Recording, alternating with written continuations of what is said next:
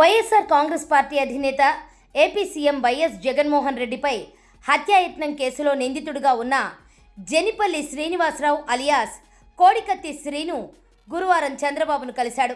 Doctor BR Ambedkar Konaseema జిల్లాలోని అంబాజీపేటలో నిర్వహించిన బహిరంగ సభలో టీడీపీ అధినేత చంద్రబాబు, జనసేనాని పవన్ కళ్యాణ్ పాల్గొన్న విషయం తెలిసిందే.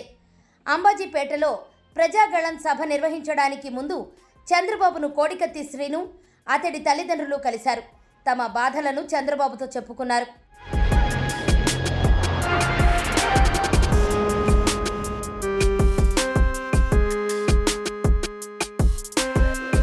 చంద్రబాబును కలిసిన అనంతరం కోడికత్తి శ్రీను మీడియాతో మాట్లాడాడు.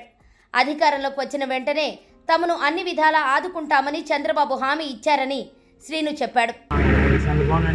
కలిసి మాట్లాడడం జరిగింది. ఆయన మాకు అన్ని విధాలుగా అండగా ఉంటానని సార్ హామీ. ఈరోజు 5 సంవత్సరాల నుంచి ఆయనకి ఇబ్బందులు పడుతున్నామండి.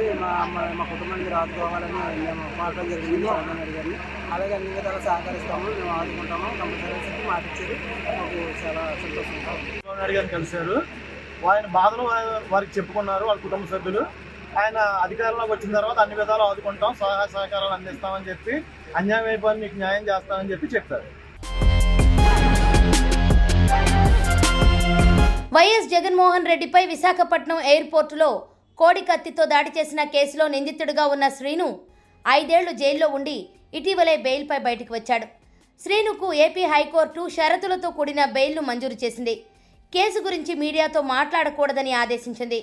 ప్రతి ఆదివారం ముమ్మిడివరం పోలీస్ స్టేషన్లో హాజరు కావాలని ఆదేశించింది.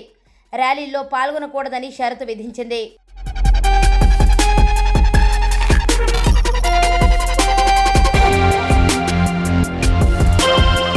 ఇదిలా ఉంటే ఇటీవల కోడికత్తి శ్రీను రాజకీయ రంగ ప్రవేశం చేశాడు. అతడు జై భీమ్రావ్ భారత్ పార్టీలో చేరాడు. అమలాపురం అసెంబ్లీ స్థానం నుంచి పోటీ చేస్తానని శ్రీను వెల్లడించాడు. అయితే ఆ తర్వాత ఎలాంటి అప్డేట్ లేదు.